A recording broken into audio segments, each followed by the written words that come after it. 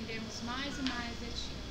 Fica conosco, Pai, nesta manhã e ensina-nos a Tua vontade. Eu te peço e te agradeço em nome de Jesus. Amém. Amanhã o Senhor fará maravilhas em nosso meio. Santificai. E nós demos uma navalhada aqui. Amanhã o Senhor fará maravilhas em nosso meio. Santificai. Santificai-vos. Algum diácono que tenha um coração bondoso podia organizar esse relógio para nós, né? Porque ele está adiantado. O pastor sempre fala que eu estou adiantado esse relógio, hoje é eu que estou falando. Vamos abrir então em Êxodo, capítulo 20. Na aula passada nós vimos a respeito do princípio da honra. Então, quando o Senhor vai falar, até agora, os mandamentos não eram aparentemente mandamentos, eles eram eles começavam com verbos diferentes. Quando a gente vai fazer combinados com os alunos na sala, a gente sempre fala assim, vamos fazer um cartaz aqui, quais são os nossos combinados, né? E aí eu sempre falo para eles não falarem não, então eles falam assim, não bater, não correr, não xingar o amigo, é tão bonitinho. Só que aí a gente fala assim, vamos ser positivo nas nossas ordens. Então, não correr, aí eles andar devagar, né? Não bater, respeitar. Então, a gente procura trocar.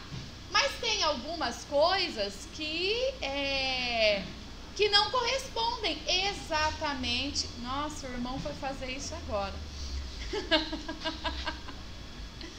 Tem algumas coisas que não correspondem exatamente, que o contrário, não usar o não vai corresponder exatamente ao positivo. Então vamos pensar assim, não bater e respeitar não é exatamente o contrário de não bater. Então você tem que usar a palavra não. Por que eu estou falando isso? Porque as crianças, quando elas são muito primitivas na sua linguagem, como elas estão adquirindo a capacidade de colocar o que elas sentem em palavras, é mais rápido bater. Por que as crianças mordem, né? Porque elas estão se comunicando com a boca, no sentido oral mesmo, né? Então eu mordo, eu vou lá e mordo você. Nem sempre é porque eu tô com raiva, mas muitas vezes é porque eu não sei dar um beijo. E quando que a criança, ela bate, também ela não está conseguindo se expressar. Então o que ela faz? Ela vai lá e ela bate. Eu não gostei. Conforme ela vai crescendo e vai adquirindo a capacidade de traduzir as emoções dela em palavras, ela vai deixando de bater. Então às vezes eu falo para crianças grandes lá, 9, 10 anos, eu falo, vocês já passaram dessa fase de ficar se batendo. Vocês já conseguem conversar. É uma fase da vida da gente. Dos pequenininhos, né? Que o Léo deve estar nessa fase, né? Às vezes até para os mais velhos, até para a mãe tem que falar, não ergue a mão para mim, porque ele tá nessa fase. Eu sei falar, mas eu não sei falar tudo. Eu sei conseguir expressar. Esses dias eu fiquei com o Léo e com o Augusto e é um barato. Um pega na orelha do outro. Eles têm esse hábito. Eu acho que ali no Coutinho eles fizeram isso umas 4 vezes. Eu não sei o que eles estavam querendo dizer, mas eles fizeram isso várias vezes. Um sentou de frente do outro e um pegou na orelha do outro. Eu ficava assim, vai puxar, é um carinho, o que é? É uma linguagem.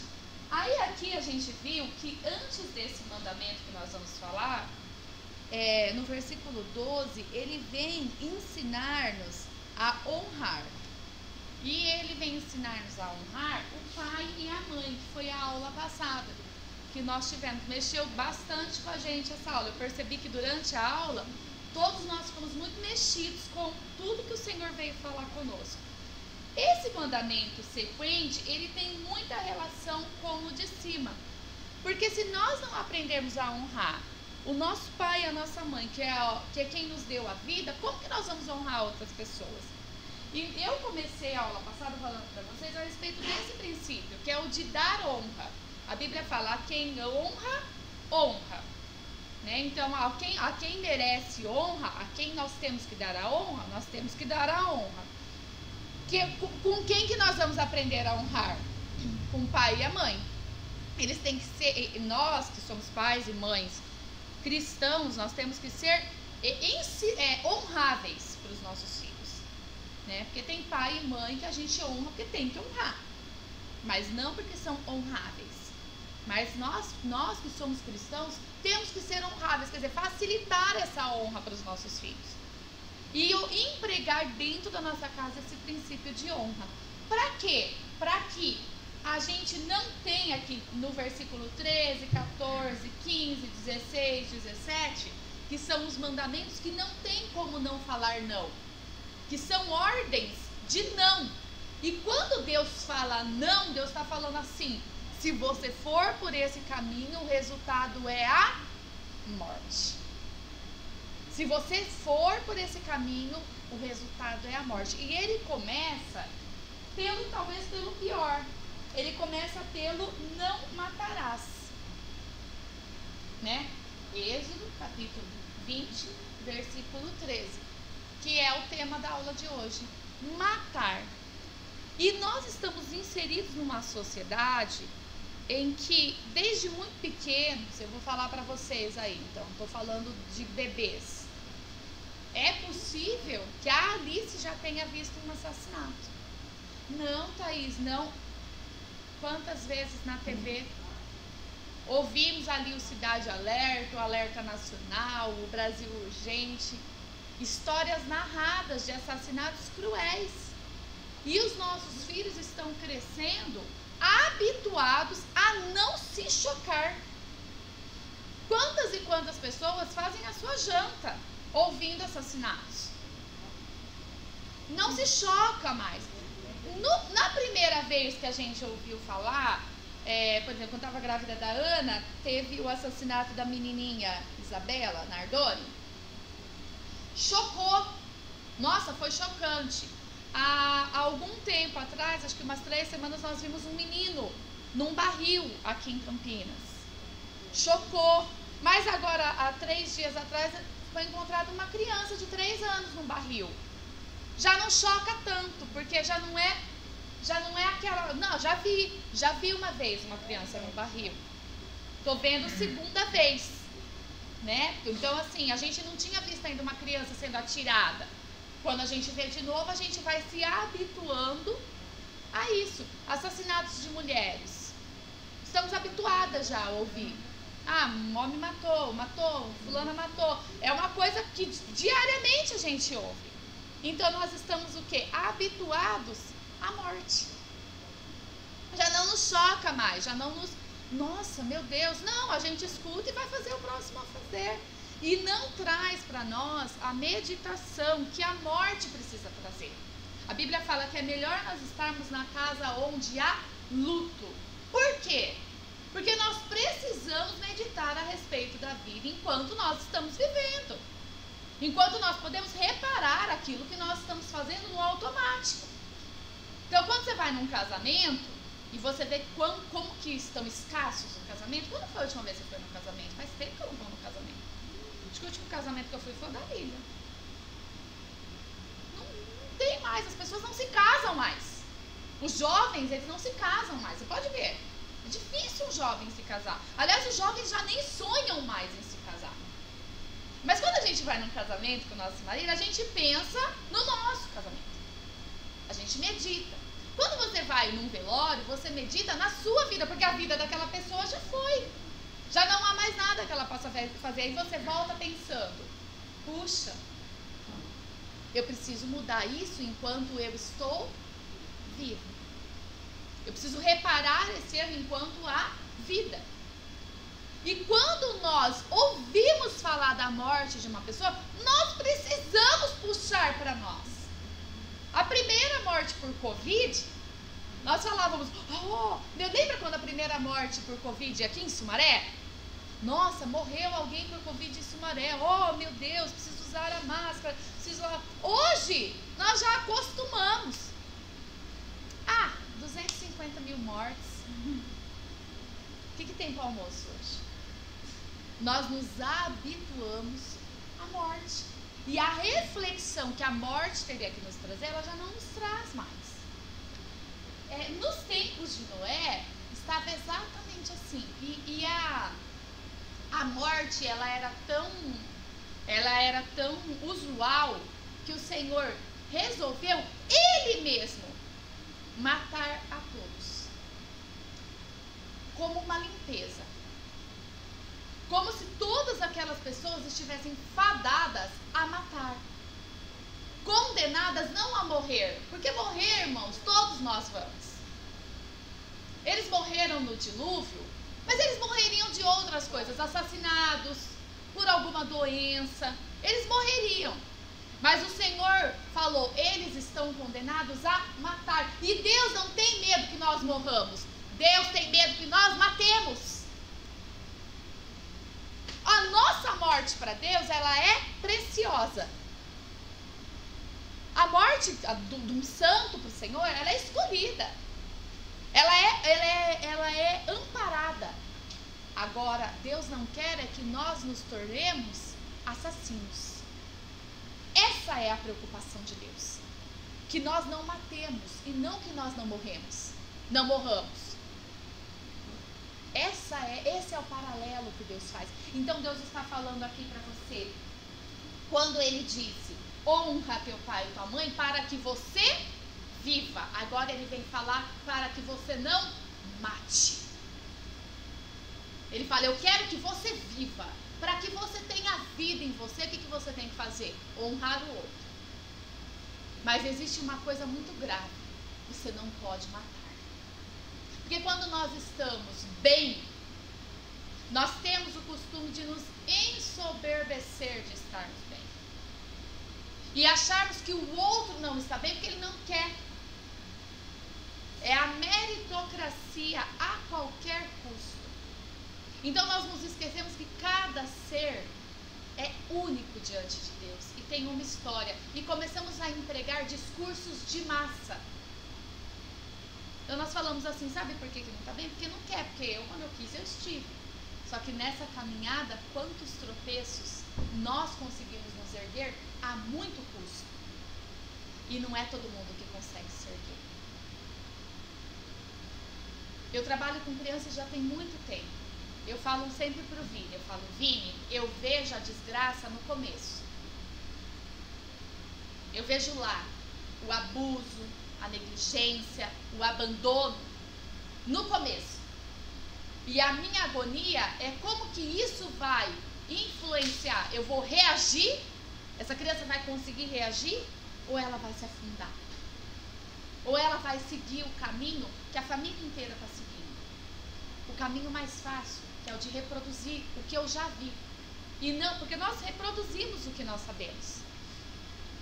Nós reproduzimos o comportamento dos nossos pais, nós reproduzimos o comportamento do nosso meio social, porque é mais fácil. O diferente é difícil. Reproduzir o caminho do Senhor Jesus é muito mais difícil do que reproduzir o caminho do seu pai. Por quê? Porque você não tem contato com a persona, com o rosto de Jesus. Por isso que nós precisamos estar o tempo todo ligados à palavra. Porque Deus é invisível. E nós é que tornamos a sua presença viável nas nossas vidas.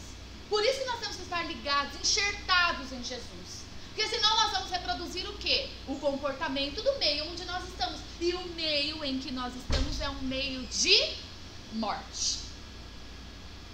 É um meio de descaso para com a vida. Você vê que quando nós falamos do acho que é o Maio Amarelo, né? Que fala da prevenção ao suicídio. É setembro. Então nós falamos a respeito do suicídio. Nossa! Mas nos outros meses do ano, o quanto nós nos preocupamos com o que nós fazemos para o outro. E isso tem que ser prático na sua vida. Isso não pode ser discurso, demagogia. Isso tem que ser atitude. Eu trabalhei com uma diretora que ela falava assim, nós fazemos atendimento, muito atendimento ao público.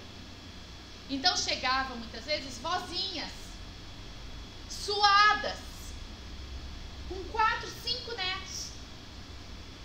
O atendimento ao público era até às 3, elas chegavam 3h15. E o funcionário falava assim, precisa abrir o portão? Como você vai mandar essa pessoa embora? Pensa na caminhada dela. Pensa no porquê ela chegou aqui 3h15 e não 15 para as 3. Pensa como que vai ser amanhã ela ter que voltar aqui. Sim, nós temos que abrir o portão. Nós temos que atender. Não adianta eu vir aqui falar de amor e lá no meu serviço eu ser um bode. É muito bonito o discurso, mas isso tem que ser prático. Isso tem que estar impermeado. A Bíblia fala que nós temos que estar entranhados de afeto. Quer dizer, o afeto tem que fazer parte das nossas entranhas. Nós temos que ser aquela pessoa que a pessoa sabe que ela vai poder contar com a gente. Tem gente que no meu serviço fala assim, ai, ainda bem que era você que estava aqui. Ainda bem que hoje era o seu dia de estar aqui. É ruim pra mim? Horrível. Horrível, porque daí vai todo mundo no meu dia. Falei pra Rosana, né? Não esse ano, mas em outras experiências. Aí ia todo mundo no meu dia. Porque a Thaís faz tudo. A Thaís, ela tem paciência. Não sou perfeita, tem hora que também eu dou umas estouradas. Mas tem que ser acessível. Você tem que ser uma pessoa acessível às pessoas. Porque senão você está matando. Você está matando a expectativa, a esperança. Alguém foi até você falando, tomara que dê certo, tomara que dê certo. E você fala assim.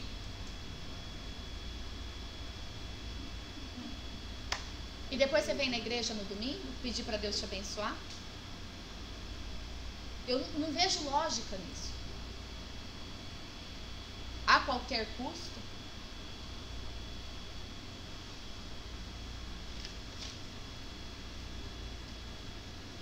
O que vocês acham que motiva um pai matar um filho? Um filho matar um pai? Qual é a raiz? Que quando Jesus vem falar conosco, nós vamos falar lá em Mateus, no capítulo 5. Você pode dizer assim, Thaís, eu nunca matei. Ah, tica aí esse mandamento, esse sim. Não matarás. Aí Jesus vem, quando Deus manda Jesus, ele vem falar de raiz. Da raiz brotará um renovo. Jesus não vem falar do fruto. A lei estava falando do fruto. Não matarás vai falar do cadáver. Jesus vem falar da motivação. Do antes de você matar. Jesus vem evitar a morte.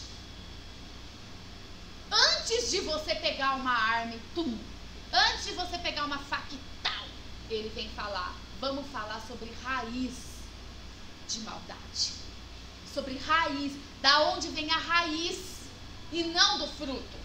Jesus é a raiz de Davi, ele vem do que está escondido, do que está no profundo. Mateus 5:21, o homicídio. Ele estava falando no Sermão da Montanha tantas e tantas e tantas lições. Bem-aventurados sois quando vos perseguirem. Bem-aventurados os que choram. Felizes os que choram. Ele vem falando de tudo isso no seu sermão e aí ele fala assim, vocês ouviram o que foi dito para os seus pais, os antepassados? O que os antepassados tinham feito? Matado os profetas. Os antepassados matavam os profetas. Serraram Isaías ao meio. Eles tinham o hábito de matar quem não pensava como eles, quem era diferente. Apesar de estarem costurados na barra dos seus vestidos, o mandamento não matarás. Mas eles matavam. E aí ele falou, vocês ouviram o que foi dito para os seus antepassados? Não matarás? E quem matar está sujeito a julgamento. A condenação, ela é diferente do julgamento. Eu tenho para mim que o processo de julgamento, ele é mais difícil do que a própria condenação. Porque ainda há esperança de absolvição. É ali que você vai se colocar, se você se julga inocente ou culpado. Então você é réu de julgamento. Você se coloca numa posição em que outros vão dizer se o que você fez era justo ou não. Então quando você mata, você se coloca em julgamento. Mas eu digo a vocês que qualquer que se irar contra seu irmão está sujeito a julgamento. Nós protegemos a nossa ira do julgamento dos outros. Mas por que Deus está falando que nós somos sujeitos a sermos julgados por isso? Para que esse julgamento nos dê a chance de arrependimento antes que a gente mate o outro. Então, quando você está irado e você está pecando por estar irado, e você está sendo julgado por isso, você está tendo a chance de ser absolvido antes de você cometer o crime da morte. É uma chance. Ser julgado é uma chance. Enquanto há julgamento, há duas possibilidades: condenado ou absolvido. Veja que no julgamento, quando você vai ver lá a sentença, bom, eu tô falando do que eu assisto na TV. Nunca estive como que chama? Jurado. Ai, eu sou uma funcionária pública de meia tigela, porque eu nunca fui mesária nem jurada. Nunca me chamaram para essas coisas. Mas eles falam assim, nós julgamos o réu inocente. Pode ser que esse réu seja culpado? Pode. Mas caíram por terra as provas que se tinham a respeito da culpa dele. Então nós julgamos esse réu inocente. Quando nós estamos irados e nós pecamos, quem é que nos advoga? Jesus. E caem as provas por terra e nós temos a chance de sermos absolvidos desta ira que nós sentimos. Antes dessa ira se tornar uma ação. Então ele fala, qualquer um que se irar contra o seu irmão está sujeito a julgamento. Por quê? Porque a ira, bom, a Bíblia fala que a ira nasce no coração dos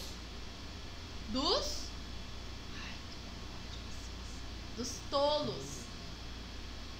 Ela se abriga no coração dos tolos. Tudo bem, todos nós somos tolos e todos nós vamos nos irar. Mas antes de quando nós nos iramos, nós já somos julgados. Como? Você já está ficando nervosa, né, Jéssica? Alguém já está julgando a Jéssica. Você já está ficando nervosa. Você tá ficando nervosa. Então, a Jéssica tem que falar o quê? Opa, tô ficando nervosa mesmo. Deixa eu já me segurar. Antes de eu fazer uma besteira. Tô vendo, viu? Tô vendo o seu olhar, Emanuel. Você não tá gostando. Mas você não tem como. Aí ele continua. Também qualquer um que disser a seu irmão raca, que quer dizer cabeça oca. Cabeça oca é um adjetivo desprezível. Você perdeu o seu valor para mim, você perdeu a sua centelha de honra, com o qual todos nós precisamos ser honrados por sermos filhos de Deus, criaturas do Senhor. Você acha que você não precisa honrar uma criança? Às vezes eu vejo as pessoas gritando com as crianças, como se pudesse, como se tudo bem gritar. Eu sou mãe, eu sei o pavor que um professor que grita com os alunos causa nos filhos. A minha filha, ela chorava 8 horas da noite para não ir na escola no outro dia, 7 da manhã. Mãe, amanhã tem aula? Tem, filha. Não quero. Mãe, não quero, ela grita, não quero. Aquela professora não julgava que aquelas crianças de 5 anos eram dignas de respeito. Se aquela sala de aula tivesse, como vocês aqui têm 30 anos, 40, 50, 60, será que ela gritaria daquela maneira? Imagina que vocês começam a conversar e falam assim: chega! Que falta de respeito. Por que eu posso fazer isso com as crianças? Por que eu posso desrespeitar? Agrediu você? Por que você acha que não agride uma criança? É desprezar o outro enquanto ser. É tirar do outro toda a sua integralidade. Toda a sua integridade. Ele está ali inteiro com você. E nós queremos escolher quem é digno de respeito ou não. Então Jesus diz: qualquer um que disser racá será levado ao tribunal, e qualquer que disser louco está correndo o risco de ir para o inferno. Porque a ira chegou na minha boca. Então a ira nasce e ela tem um caminho a percorrer. Aonde ela vai brotar? Qual é o fruto da ira? A boca. E aí depois ele continua: portanto, se você estiver apresentando a sua oferta diante do altar, e ali você se lembrar que seu irmão tem algo contra você, olha Jesus, não é nem que você tem algo contra o seu irmão, é que o seu irmão tem algo contra você. É olhar pela ótica do outro. É pensar com a cabeça do outro. É ser um pouco parecido com Jesus. O que Jesus fez? Se colocou no nosso lugar. É se colocar no lugar do outro. E se fosse comigo? E se alguém tivesse me tratado da maneira como eu tratei? E se eu tivesse a idade da Alice e ela tivesse a minha idade? Sabe por quê? Vou te contar um segredo. Um dia vai ser assim. Um dia vai ser o teu filho que vai estar cuidando de você. Um dia é o Léo que vai falar: come tudo, mamãe. É surreal para nós. É surreal para mim. Mas um dia eu vou estar, Dinal vai estar aqui, porque há muito pouco tempo aconteceu isso com ela. Um dia eu vou estar com as minhas pernas fracas. E a minha filha vai cuidar de mim. Da exata maneira como eu cuidei dela. Empregando sobre mim o mesmo princípio de honra que eu empreguei sobre ela. Filha, por favor. Filha, me desculpe. Às vezes a Ana fala: mamãe, você não precisava falar comigo desse jeito. Eu falo: você tem razão, me desculpe. Porque às vezes eu fico irada, que a Ana é bem desorganizada. Então às vezes eu fico: que nervoso que me dá aquela gaveta. Ai, debaixo dessa cama, Senhor. E às vezes eu vou e chega na minha e eu ofendo ela. Ela não perde o tempo. Ela fala: mãe, você não precisa fazer isso comigo. E sabe o que eu tenho que fazer? Me desculpa, Ana. Eu não me diminuo quando eu peço perdão para o meu filho. Eu me torno modelo de alguém que se arrepende. Você acha que seu filho vai fazer o que você manda? Experimenta dar o exemplo, que você vai ver que ele vai fazer o que você faz. A palavra fala, mas o exemplo grita. Peça desculpa. Filho, me desculpa. Filho, me perdoa. Eu estava nervoso. Eu fiquei irritada. Eu falo: filha, você sabe que a mãe fica irritada com bagunça? A mãe não gosta. E a vida da mãe é muito corrida. E terminamos duas pedindo desculpa uma para a outra. Ela e eu. Empregando sobre nós o princípio de honra.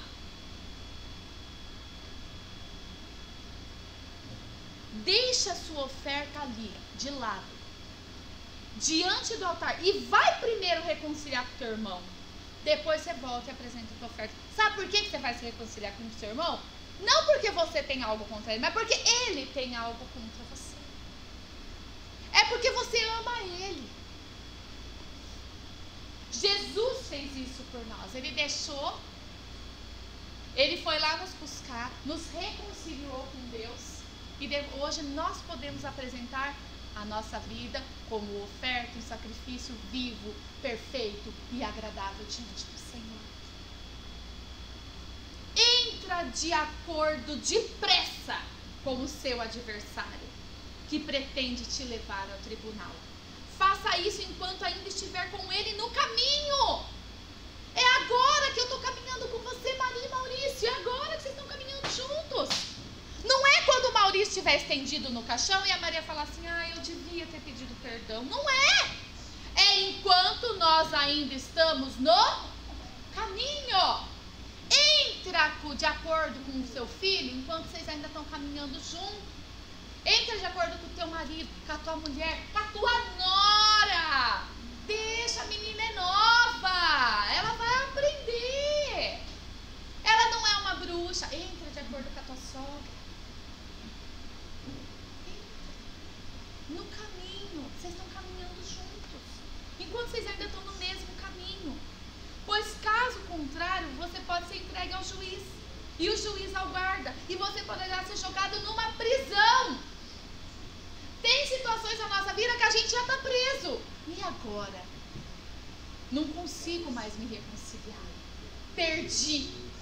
Perdi a chance enquanto nós estávamos no caminho juntos. Perdi a chance. Agora eu estou numa prisão. Quer dizer, estou de mãos atadas. Quer prisão maior do que você não poder se reconciliar com alguém que não está mais com você? E irmãos, corremos esse risco todos os dias, porque essa pode ser minha última aula. Pode ser que amanhã vocês estejam falando, a Thaís era tão boa. A gente vira santo, né? Depois que a gente O Wagner é ocupado, né?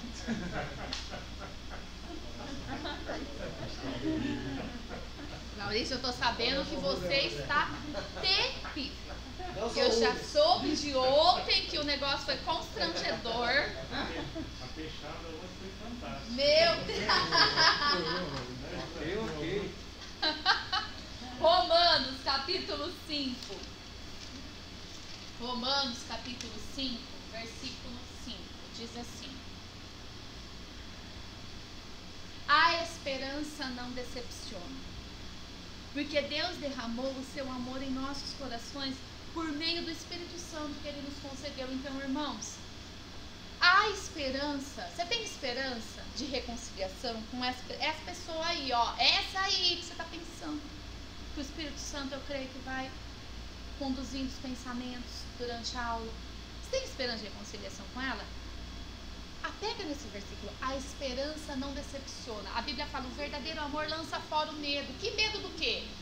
Medo de ser desprezado, medo de ser julgado, medo de ser... A esperança não decepciona. Por quê? Porque maior do que o amor que você pode me dar, Ginaldo, é o amor que Deus derramou no meu coração, que supre o desamor que você pode me dar quando eu for me reconciliar com você. Então o amor de Deus me supre. Porque Deus derramou o seu amor em nossos corações. E aí lá no capítulo 15 de Romanos mesmo, versículo 13, diz assim, 15, 13. Que o Deus da esperança te encha de toda alegria e paz por sua confiança nele. Para quê? Para que vocês transbordem esperança pelo Espírito e pelo poder do Espírito Santo. Então, nós temos que ser transbordantes desta esperança e não da morte. Nós matamos quando nós temos direitos. Está em nós o dom da palavra que cria a vida. Nós temos em nós o dom de dar a vida por meio da palavra. Nós podemos dizer que você viva, que Deus te abençoe, que Deus te guarde, que Deus te ilumine. que Deus esteja com você. Nós podemos dizer às vezes, encontramos com pessoas trivialmente e falamos uma palavra para a pessoa que traz vida, que põe luz em algo que ela não tinha visto ainda. Nós temos que ser, o que a Bíblia fala, o que Jesus fala para aquela mulher? Que aquele que viesse a ele, criaria-se então dentro daquela pessoa uma fonte que jorre para onde? Para a vida eterna. Nós temos que transbordar essa vida na vida dos outros. Tem que ser uma opção, transbordar, ser bom e não tirar. Você já conviveu com pessoas obsessoras? Pessoas que te sugam? Pessoa que te deixa fraco. Você sai de perto da pessoa e você fala, meu Deus, parece que eu levei uma surra. A pessoa te suga, te consome, tudo que você tem. Como é que tá? Tá tudo péssimo. Mas como que foi? Foi horrível. Mas vai dar certo? Não vai. Nossa, a hora que você termina, parece que levou uma surra. Você fala, Deus me livre encontrar com essa pessoa de novo. Quando nós, irmãos, temos que ser uma fonte que jorra, não vai dar tudo certo. O que é que está escrito na porta do céu, Sala? O que está escrito na porta do céu? Não tem nada a ver. Na porta do inferno está escrito, não tem nada a ver. Na porta do céu está escrito, deixa pra lá. Deixa pra lá. E quem é o lá? É Deus. Deixa com Deus. Deus fala pra nós, minha é a vingança, eu retribuirei. Aí sabe o que a gente quer? Isso mesmo, Senhor, retribui direitinho, ó. Mas assim, ó, não esquece daquilo lá, viu? E retribui, Senhor, assim, ó, de um jeito que tem sofrimento. Bota sofrimento, Senhor, porque eu chorei. Sabe o que Deus retribui? Deus retribui aonde vai produzir arrependimento. A vingança de Deus é produzir arrependimento naquela vida e não produzir morte. Irmãos, Deus me ensinou isso, mas tão ensinadinho com o meu vizinho, que eu falava assim, ele acelerava a moto, a minha filha tinha idade da bebezinha aqui, ela fazia cocô na boca de tanto medo que ela tinha, e ele ouvia ela chorar e falava, uhul, e eu falava assim, retribui, Senhor, retribui, e punha a mão e falava, retribui, Senhor. Pensava, um dia ele se estrepa com essa moto todinha.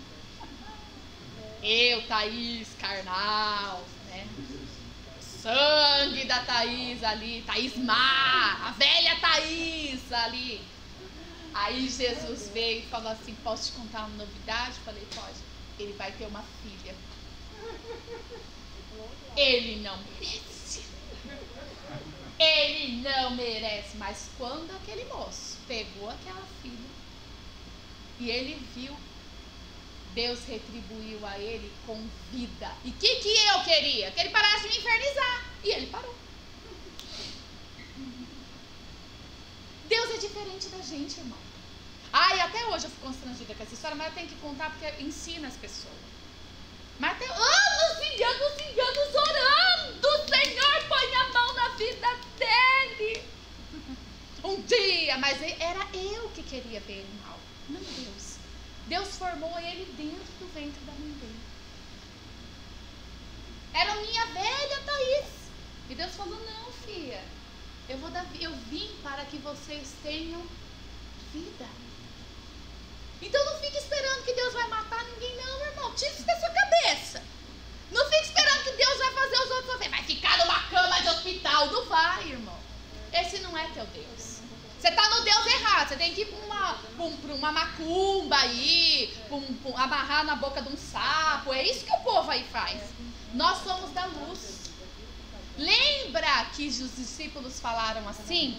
Senhor, o Senhor quer que nós peçamos para Deus descer fogo do céu e queimar os samaritanos? Aí Deus falou, vocês não sabem de que espírito vocês são?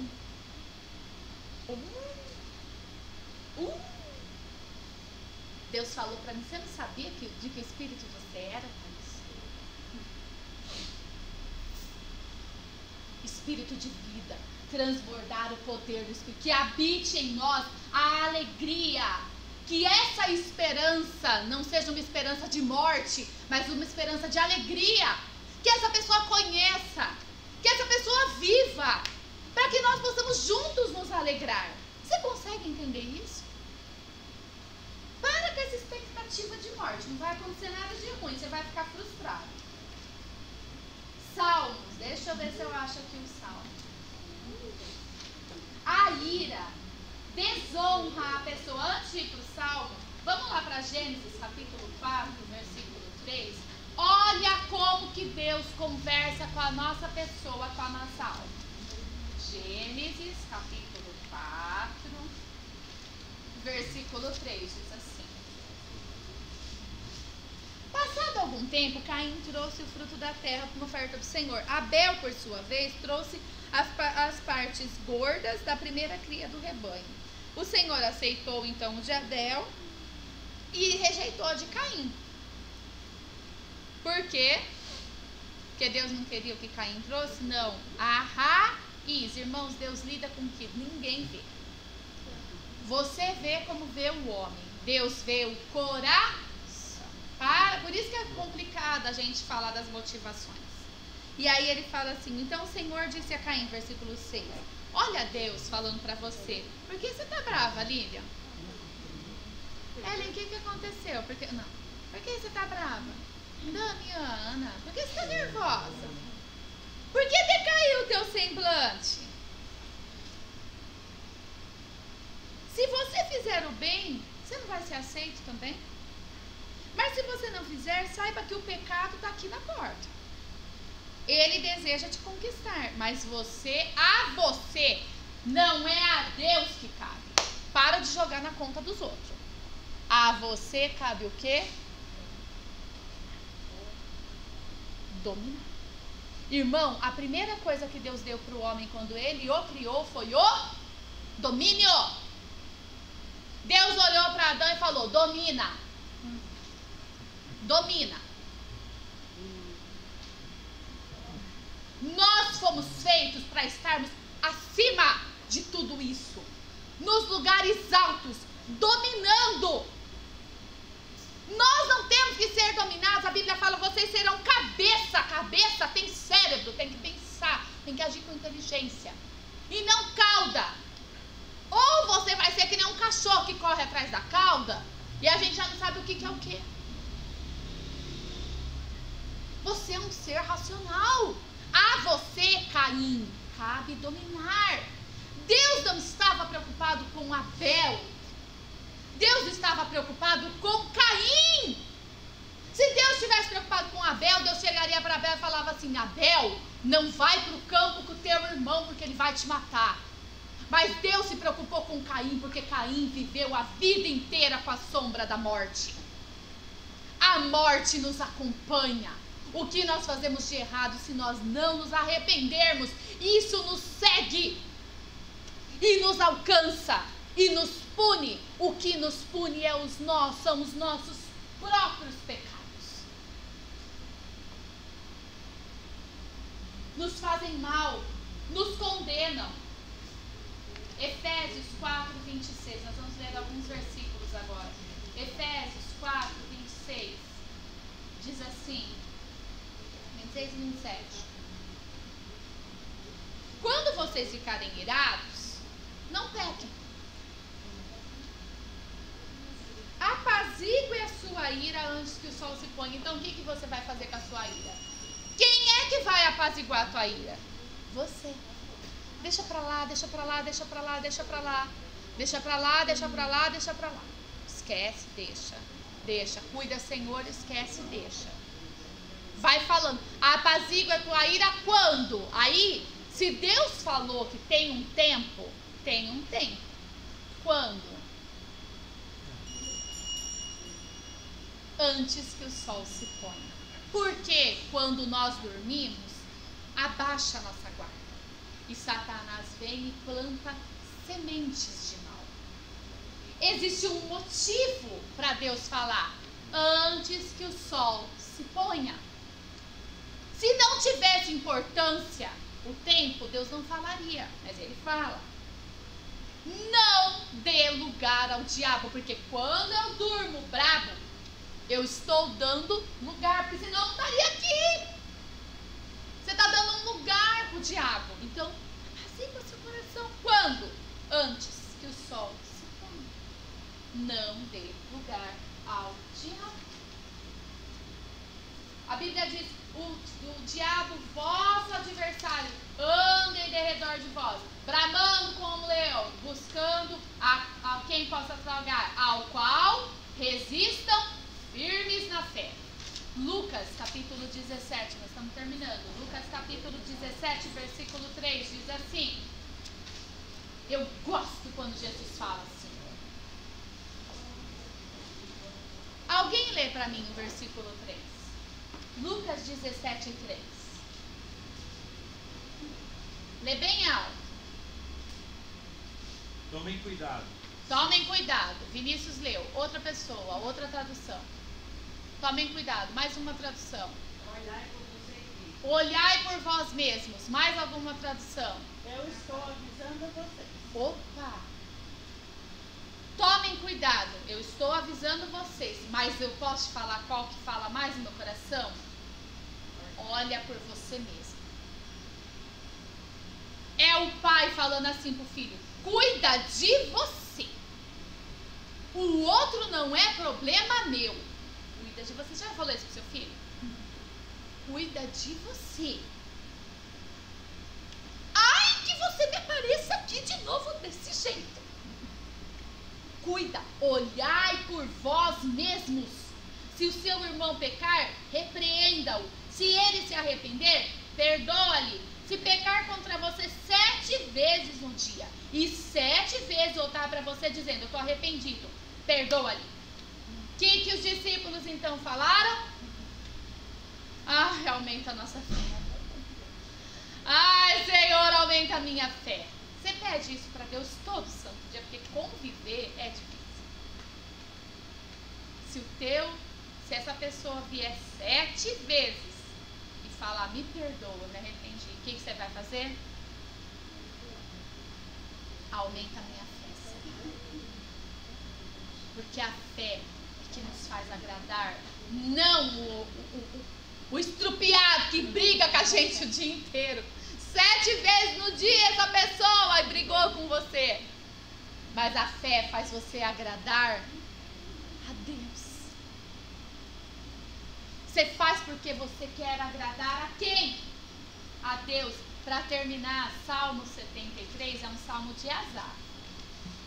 A pastora Edmeia Williams, ela fala que a maior escola de oração são os salmos.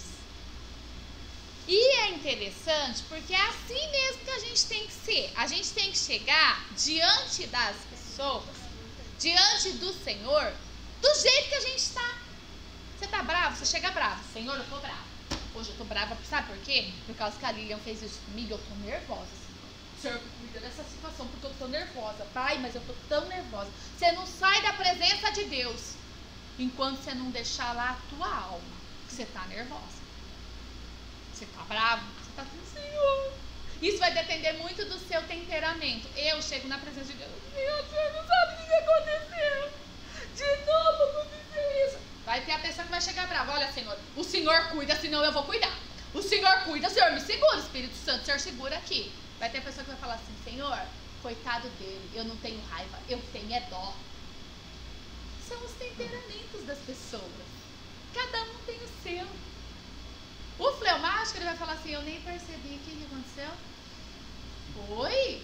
Nossa, mas devia não tá bom. O fleumático, ele já ganhou o céu. O colérico é o Pedro. O senhor quer que eu corte a orelha? Eu corto a orelha. Olha que eu tô cortando a orelha. Cada um tem o seu temperamento. Porque ele não é o Senhor. Cada um vai ter o seu temperamento. Mas nós temos todos que chegar diante de Deus. E aí, Asaf chega e fala assim, ó. Os meus pés, versículo 2, quase tropeçaram. Por pouco eu não escorreguei. 3, porque eu tive inveja dos arrogantes quando eu vi a prosperidade dos limpos. Eu falei, eles não passam por sofrimento, eles têm um corpo saudável e forte, eles estão livres dos fardos de dor, não são atingidos por doença, por todos os outros homens. isso, Senhor, que dia? O senhor não está vendo? Asaf estava bravo. Ele quase caiu. Porque ele ficou olhando para quem? Os outros. E nós temos que olhar firmemente para Jesus. Ah, se todo mundo olhasse para Deus. Olha como ele fala. Ele vai descrevendo, ele vai falando dos ímpios para Deus. Aí Deus está lá no céu assim, ó. E você pensa que eu não sei? Aí lá no finzinho, é a forma como nós vamos sair da presença de Deus. Você vai chegar para Deus e vai falar assim, a minha filha, ela não me dá valor. O meu filho, ele é um malcriado. Eles estão fazendo tudo errado. Senhor, olha para o meu vizinho, olha como que essa pessoa é arrogante, é terrível. Olha para o meu chefe, chefe terrível, chefe mau. Você vai falar tudo para Deus. Fala, você está orando. Conta para Deus. A hora que você terminar, ele vai falar assim, 21, o meu coração estava amargurado, e no meu íntimo eu estava sentindo inveja. Então você vai olhar para você e você vai falar, qual é o nome desse sentimento que você está sentindo, Thaís? Ira. Qual é o nome desse sentimento que você está sentindo, Thaís? Inveja. Qual que é o nome desse sentimento que você está sentindo, Thaís? Cobiça. Você vai falar. Aí você falou, você fala assim, agi como uma pessoa insensata e ignorante.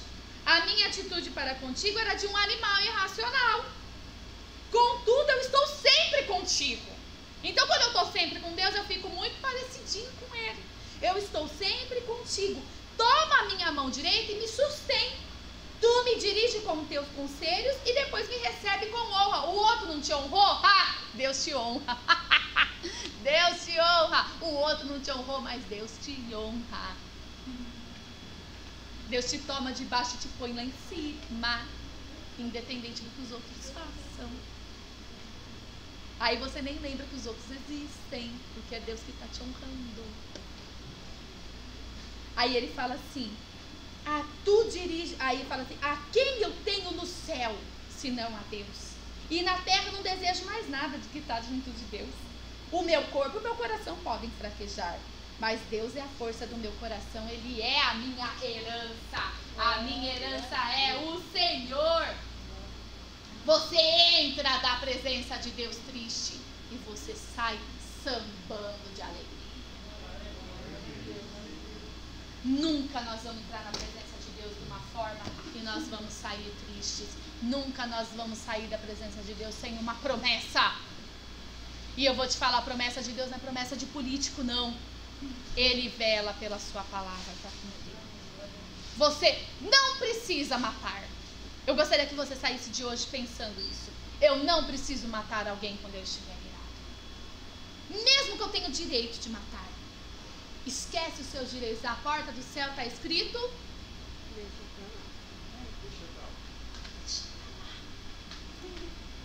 Deixa pra lá. Deixa quieto. Deus cuida. Para de olhar. Eles têm tudo. Contudo, eu estou sempre com o Senhor. Os outros podem ter tudo, irmão. Carro do ano, casão, viagens, shopping, unha feita. Pode ter tudo. Contudo, eu estou sempre com o Senhor. Eu não sou dos que matam, eu sou dos que dão vida. Senhor, que nós possamos ser ensinados do Senhor. Não mataremos, mas nós seremos aqueles que empregam a vida no coração das pessoas. Envia-nos, ó Pai, para que nós possamos dar a vida. Envia nesse mundo de tanta morte, de suicídio, de tristeza. E quando nós estivermos como Jeremias, no fundo do poço, nós mesmos, mortos, ó meu Pai, na nossa alma, feridos, envia o Ebed-Meleque que nos tira de lá do poço, Pai. Olha para nós, eu te peço, em nome de Jesus. Pai, em nome de Jesus, nós não vamos usar o que o Senhor nos deu, nosso corpo, nossa alma, nosso espírito, nosso entendimento, para matar.